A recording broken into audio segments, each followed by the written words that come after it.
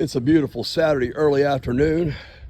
The weather is not what it was yesterday, but I will take it because it feels like it's 20 degrees cooler. It's probably about 12 degrees cooler. Had a little shower come through this morning. We've got those storms that are threatening at least the South Carolina coast right now, but looking like we're gonna dodge some bullets there, and hopefully they're gonna stay out in the Atlantic. But we have just put the boat in the water, and I am heading down, and we are heading over to the sound side of Shackledord this morning and walk over and going to go find some seashells. You can already see the mermaid is standing on the boat, impatiently waiting the boat captain to get there and get us going. All right, let's go get some beach treasures. Okay, so we're on the sound side of Shackledord. Not a lot of boats, at least in this area. You got a couple up here. You've got some, look like Amacore, I think, jumping. I don't know a lot about fish down here. But you have the mermaid and the captain about to do our thing. She's got a shell bag with her that'll hold probably 150 pounds of shells for me to carry. The bad news is that we're going through this trail right here just to the left of that sign there, and there will be 450 million mosquitoes waiting on us. About a quarter-mile walk to get over to the ocean side, which is where we're going. Way high tide right now, low tide's hours from now, but and we will work our way down the southern side of the beach and eventually come out back over here, and hopefully the boat will still be here. So pray for that. All right, we will follow up. We missed our beaching spot, looks like by about 200 yards. I've only been here one time, not that clearly marked. So we've got the boat beached there, and we're walking down a couple hundred yards. There's a number of trails that run from the sound side over to the beach side. We've only been there the one time. Thought we had it perfect today, but like I said, we missed it by a couple hundred yards, so we're getting some extra early steps in. See the shoreline here, there's a lot of broken stuff. There's some live critters out there. Looks like a lot of Florida fighting conchs, but that's not what we're after, at least occupied critter filled treasures. We're after those empty ones that we can take home and the mermaid can work her magic on and make all the beautiful collectibles that we sell. So we're gonna make our way through. We're gonna lather up with off, put back on the shirts so the dog-sized mosquitoes do not carry us away at least as badly. And about a quarter mile through this swamp area over to the beach. And we will see you over there, hopefully shortly. Okay, so we found a trail. This is not the trail we came through yesterday, but fortunately, there's not as much marsh around here. All you're having to do is dodge horse chips, which there are a ton of those here. You don't want to step on the horse chips. That's not a good look. Doesn't smell very good. At least I don't want them on my feet. But yeah, so the mosquitoes aren't as bad. Not the one that went down yesterday, but this one appears to be even better and probably a little bit more shallow piece of the island here, so maybe not as far of a walk out to the ocean as possible. You can see the mermaid in front of me. She's got a stick for both hands. She's got a shell bag that will probably hold, there's a horse right there, shell bag that will hold probably 50 pounds of seashells. I imagine I'll end up carrying that back. There's one of the horses right there. So you're not supposed to get within 50 yards of them, but as they come up on you, sometimes that is easier said than done. But they are beautiful. And again, you want to sidestep the landmines there and not get those mired up in your toes. I'm out of breath a little bit. I'm either too old for this or I need to spend more time in the gym. I don't know which. But we got 16,000 steps in yesterday, so that will certainly keep you in shape. And we'll see how many steps we're going to get in today. I can see the berms there, so we're approaching the end of the dunes, and we will be on the ocean side here in about 6 or 7 minutes. Stay tuned and let's see what kind of beautiful treasures we can come up with today. So we made it Oceanside. I got the tunes going now. That's the midnight I have playing. If you guys don't know anything about the midnight, you don't know what you're missing as far as music goes. So it is desolate out here. We got the beach to ourselves. I got the great music going. I got my Gatorade bottle, my cherry water in here. I got the mermaid in all of her beauty.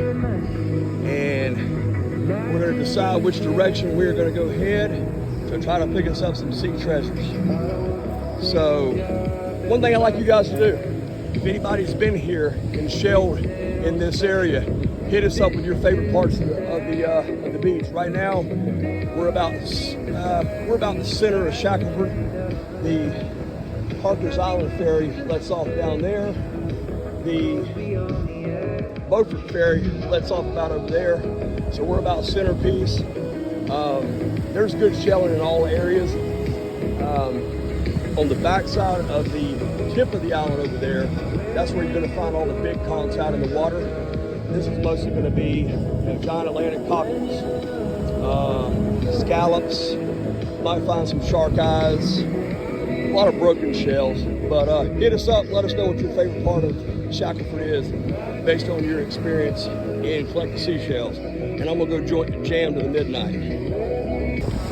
For those of you who are nerdy, especially like Melissa, I'm somewhat nerdy, and want to know more about what you see here.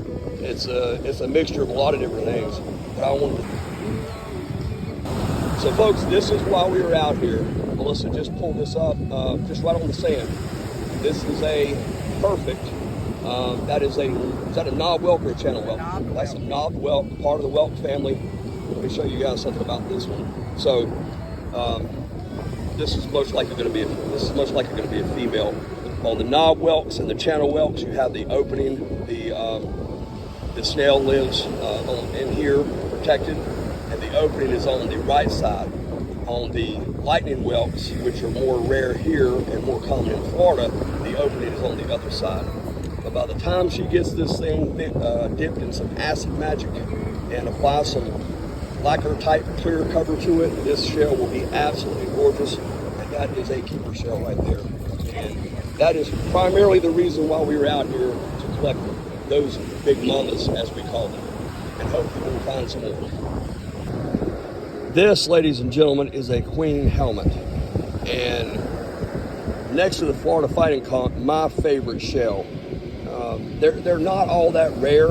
However, to find one that is in perfect condition, as this one is not, is very rare. We only have two, one large, one small, that are completely perfect. However, positioned correctly, a lot of these that Melissa has, like in our office and at home and so forth, she'll just set it up like that, and you cannot tell that it's not perfect. So to find one of these that is completely intact, very rare. A lot of times these will be gray. That's where, as I've talked about earlier, they'll be in water and sand that has less oxygen in it. But this is a newer shell. This is probably recently washed up on the beach.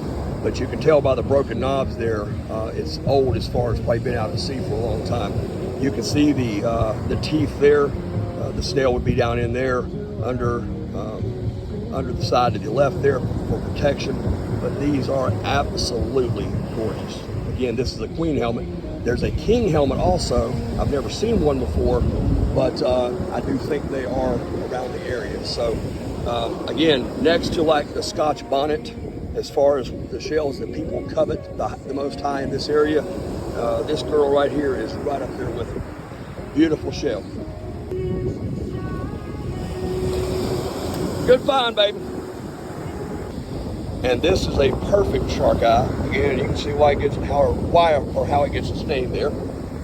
This one is smaller than the one we just found, considerably actually, but this is still a big shark eye. And the coolest part is, as you can see from the underside, he is absolutely perfect. So once you just found him, there's a lot of these out here. Most of them are broken, and there are.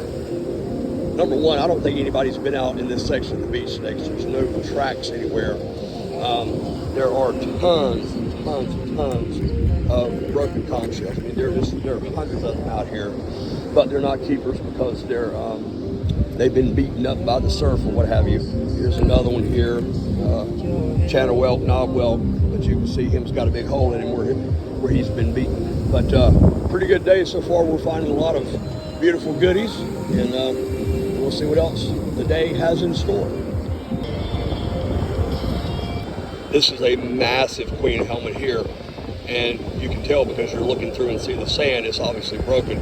This is the biggest one we've ever found. This is even larger than the fully intact gray one we have, which looks like a hornet's nest. I mean, this shell here probably weighs 6.5, 7 pounds. You can see, you can't even see my hand, and this thing is like 2 of my hand. But unfortunately, on the backside here, she's very, very worn. No matter, we're keeping this one sitting on a desk or wherever, beautiful from that side. And these things get even larger than this, but this is a really, really massive one. So if this shell were perfectly intact, we would be dancing up and down the beach doing the jig.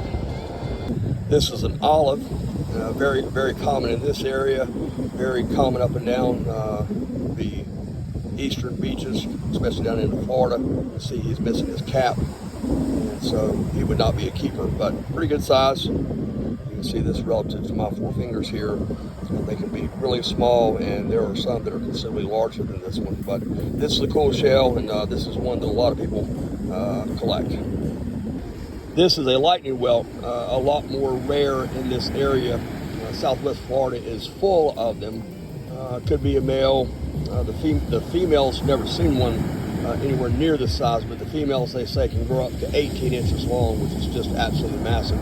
That shell would weigh 20 pounds plus. Again, could be male, could be female. You see the top of them, they're beautiful. This one's got all of its knobs. Some of them are a little bit worn, so this girl's been tossed around in the ocean some. Little disfigurement here. This not perfect, but again, the way this shell would be laid to display, no one would know it's not perfect. The way you know it's a lightning whelk is because the opening is on the left-hand side. All of the other shells in the whelk family, the opening is on the right side. So the critter, as it grows, it just it builds way up in here, and you'll have the operculum, which is the covering, the protection on the outer side of the shell. You can find the operculums washed up all the time as well. But again, this is a lot more rare shell for this area, and we're taking this girl home, even despite her little imperfection there.